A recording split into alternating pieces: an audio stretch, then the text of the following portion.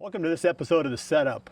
I'm at the Redneck Plant in Lamar, Missouri today with Russ Hurt, and he's going to walk us through the whole manufacturing and assembly process for the blinds, for the Freedom trailers, and some of the other things that you guys do here. And this location we moved into about a year and a half ago, 2 years ago, and it's 220,000 square feet, and it's really allowed us to get everything laid out and get a really good flow going and make a lot better sense out of what we do. Now that's awesome, so let's go take a look at it.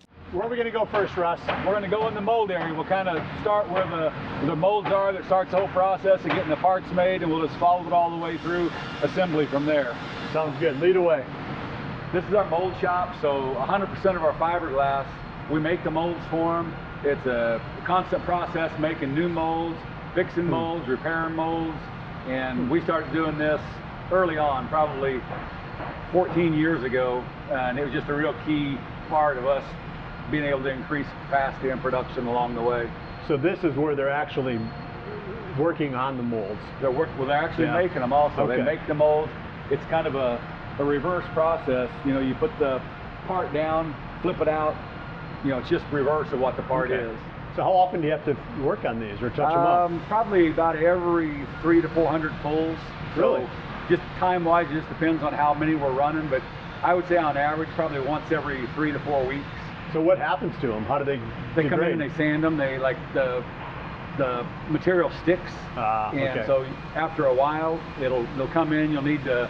So it's pulling material off. Right. They'll need to sand out the imperfections and re-wax them down and send them right back out. This is our gel coat booth. We have 2 different gel coat booths. We'll go over and watch them spraying over here in a few minutes. But they're going to put the tan splatter down. They're going to put the green over it, and it'll go out. And the people will lay the fiberglass in and spread the resin out and roll the parts out. So the gel coat comes off with the panel? Yes. Yeah. So the first thing that comes on the mold is the gel coat. That's correct. And then the fiberglass. Correct. Okay. Right. So this is the Top Gun process for parts that have more contours to them, that need rolled out. This is a little bit easier to roll out than the regular. So otherwise you'd be laying fabric down. That's correct. So this is in lieu of fabric. That's right. It's a little more pliable, easier to roll out. But here, this is the same fiberglass. It's just he's pulling out sheets. The way you can see over here, he's taking the resin and putting the resin over the parts, getting it saturated. Then he'll start laying it inside the mold, and the people will come over here with their rollers and roll out all the contours. If you don't roll out all the air bubbles and contours, you'll have a bad part because that gel coat's real thin and it'll just chip out. So again, you've only got a few minutes until that has to be done. Yep.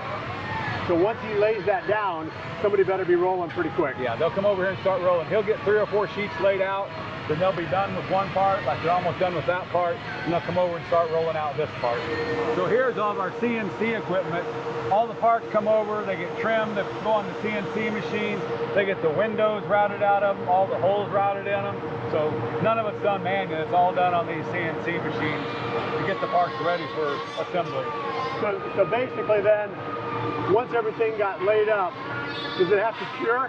Does it have a drying time? When it comes out of the mold, it's done. Okay, so then they bring it over here, pile it up, and these guys are cutting the edges out, cleaning it up, getting it ready for the next level of assembly. Right, and they come up here and they get sanded to get all the stickers off of them is what we call them, so no one's stabbing their finger, and then it flows right down into production where we build them, spray them, all the way up to assembly. This is our floor section. So we made the floor come out of the mold, the shell. It comes in here, and we put a substrate material in it. Then we encase it all down with fiberglass, and it's ready to go into the assembly process. This is the same fiberglass mat we use on everything. It's 1.5 ounce mat, and we go through about 50,000 pounds of this a month. So here, all the parts are staged up. So we have 5 different blinds that we make currently, and all the parts are here ready for them to build and start the assembly process. So this is a staging area ahead of the builders. A couple years ago we were here, right, and it wasn't nearly as efficient, I didn't feel like, because it just seemed like it was more you know, a little here and a little there, right, and now it's just such a clean process. Has that really improved the production? Yeah, it's improved a lot. We've gained a lot of synergies for sure. Everything from production supplies to the overhead side of it, but just efficiencies. There's a really good flow, so everything makes sense. Everything's going in the right direction. Before we had this facility, this is 220,000 square feet, so it allowed us to get laid out right versus, we were in a 100,000 square foot facility before, and there was a lot of backtracking and going sideways. You just couldn't get a continuous flow going like you wanted. So this is where it starts with the build process. These are build tables. They take all the panels, they put them together. They're literally screwing them together, but that's just there so they can go through the fiberglass process, because all the panels are fiberglass to each other. There's no nuts or bolts that are holding the blinds together. Okay. But this is the process that allows it to go through the fiberglass process behind it, get the shelves installed, and head down through paint and foam and back up through final assembly. So what is the fiberglass process then? So it just seals all those seams? It does. Every seam, every panel is fiberglass to the next panel. The roof's fiberglassed on, the floor is fiberglassed on. How's that done? Is that from the inside? From the inside. Okay. We'll see it down here. Yeah. Screws they're putting in actually come back out after that's all done. Okay. Huh. So you can see inside every panel is fiberglass to the next panel. The roof's fiberglassed on, the floor is fiberglassed on. Okay. There's no nuts or bolts that hold them together. All the shelves are assembled up here. They come down and install all the shelves in the blind prior to going into paint. The shelves are made out of a pine, and then they're sealed with the paint in the paint booth. He's spraying the foam over there, the foam that goes in the roof to insulate the top of the roof and all the way down the sidewalls. And he'll do the same thing over here. After that foam sets up, it just takes a couple of minutes. Then they go into black dry fall paint, and they paint the whole interior black so it helps conceal any movement inside the blind. You mentioned something about the queue area after they get done being painted. This is where they're sitting. Yeah, they're sitting here, the paint's drying, the foam's finishing setting up, everything's curing, and it'll go into the final assembly area. So everything's queued up in front of the next area from when we started. Back there in the back, there's a queue all the way around, so each area has to keep up or it'll take a toll down here. But I can walk out, and if I see a queue time here looking good, I know we're having a good day. So the last steps are going to be windows and doors, right? Windows and doors, foam, putting the shelf liners on, consoles in, acoustical foam. Huh. So there's quite a bit left yet. Quite a bit left. Yeah. Yeah, he's putting the gasket on the door. We changed out all of our molds this year that allowed us to have a continuous gasket, so the only seam is at the top where there's no chance of any moisture getting through. Well, and the thing that I'm really super keen on is keeping the scent in. Yep. And having that continuous gasket is huge. I remember, this going back to the early redneck blinds. Yes. There was some that would be scent tight and some weren't. Right. And now they pretty much all are, right? Yeah, we went to a tension knob system. We'll show you later in the process where we actually send the tools so you can literally tighten the knob down. It might get loose during shipping, might get loose after it sets out for a time, and you can adjust these knobs to keep the pressure on the windows. So depending upon how you hunt or where you hunt, because one of the main reasons I hunt out of blinds, I like it for the comfort also, of course, but the main thing is just there's spots where I can't hunt because the wind is too swirly or it's never quite right. Right. I can get in one of these, close all the windows up and all the doors up, and the deer don't smell me. They're getting all the doors prepped up and done, so the door is actually the last thing that goes on. This is just a door area, getting them all ready, so when they start putting them on the blinds, they're good to go. The acoustical foam is a big, we go to a lot of shows, and when you step inside the blinds with the roofs all being with spray-in foam, and the sides all having acoustical foam, it's a noticeable difference inside the blinds. This lady's getting ready to put the edge trim all the way around the outside of the roof for protection. She'll put the consoles in.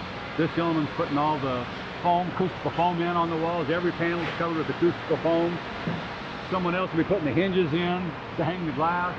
Someone else will be hanging the doors. So it's just a continuous process all the way down the line. So do the blinds move or do the people move? People move. They test every window. They do a water test. You can see the water buildup down there where it's not going through. And these are sealed up very tight. You can't even fit a credit card. It won't even go in anywhere. So the windows are really scent tight and watertight now. So Russ, this is like the final resting place for these blinds before they ship. Wow, this is a big room. Yeah. Oh man. This is 120,000 square feet. So I thought it was going to be a little small, little. Now we warehouse blinds here. We don't ship out of here. We take them over to our shipping warehouse, but we do stage them up here. This is mainly where all of our materials used in our blinds or whatever, the console, shelves, glass, all that stuff stored back in this area. Do you see that Indiana Jones Raiders of the Lost Ark where they at the very end they've got that crate and they're pushing it down the row and it's like that's what this room reminds me of. One of the other things that you guys are making now, Russ, are these Freedom trailers. You got the Freedom campers, which we're talking about in a separate episode, but this is the Freedom trailer, and it's a lift trailer, hydraulic lift trailer. Right. And I've got one of the first ones. You change the design so that it actually lifts the opposite direction, so you can back it into your spots that you want to hunt versus driving it forward in. Yeah. You said you've had really good response on these trailers. I mean, people are really liking these trailers. We basically stayed sold out. We started making these in volume production really about January 1st, the first of the year, and we've pretty much sold every one we've made and continue to do so. So they're very popular down in Texas. They're popular all over, but it just lets a guy be real flexible. And a guy might buy 3 or 4 blinds, but if he has one on a trailer that he can take out and raise up, I mean, you can have it totally set up, anchored in place, the whole 9 yards in 60 seconds. Yeah. So a guy may buy less blinds if he has one of these because he can move it around. See, I don't think that, because I've always ran trailer blinds. I've got a few permanent ones on the farm that I sold, but on the new farm I don't have any permanent ones and I never will. If I need another spot, I'm going to put another trailer there. I see. Because you can pull it on and off. Sure. Like you can move it from this end of the field to the other end of the field. Yep. You know, but I'm only going to have, like, I'm not going to have like 3 trailers to cover 8 spots, because you can't get them around, because you still need one here. Sure. Because you're still hunting a deer over here, but the trailer gives you the flexibility to move it on and off, so you can plant, you can maybe adjust a little bit if the deer change how they're moving through there, or maybe you got a certain spot of the field that they favor, you can just trailer it over there. Sure. Whereas with the permanent blinds, obviously you're not going to do that, but you get on any kind of side hill, and you've got those little 6-foot wide trailers, and you've got that big box, you know, above, how many feet above the ground. Right. Well, you get your center of gravity's too high, and you have to be on pretty flat ground. Sure. So there's certain parts of my farm I couldn't go to with the standard trailer with the blind on it, but with this new Freedom trailer, because it squats it down, your center of gravity is so low, you can go almost anywhere that the tractor will go. Yeah. Which is really cool. Yeah, with our permanent trailer stand, it goes up 5 foot, so it goes up to the bottom of the blind's 5 foot. With the hydraulic trailer system, it's 8 foot, so you're up 8 foot in the air. But you're setting it down to like 2 feet or 3 feet. Yes. Yeah, you're bringing all that weight down, so you can transport it without worrying about tipping or hitting branches or anything. Yep. Yeah, it's really cool. Russ, we've really enjoyed seeing the facilities, how you guys do things.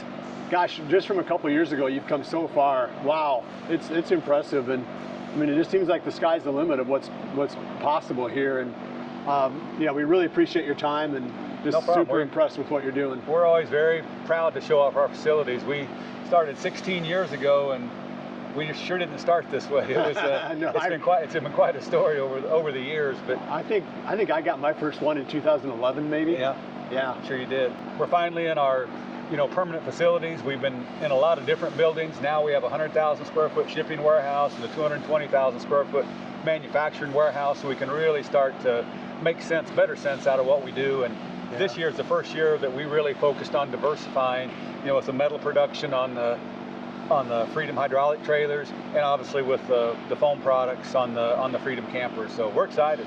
Yeah, no, that's really cool. And have you been with Redneck since almost the beginning? I have. I've been here since 2011. Okay, 2011. Yeah. So you're, well, we appreciate it. And yeah, I'm sure we'll be back within another year or two and see even more evolution of Redneck and all the stuff you're doing. But yeah, thanks for joining us, and we'll see you right back here again soon for another episode of The Setup. And remember to always dream big.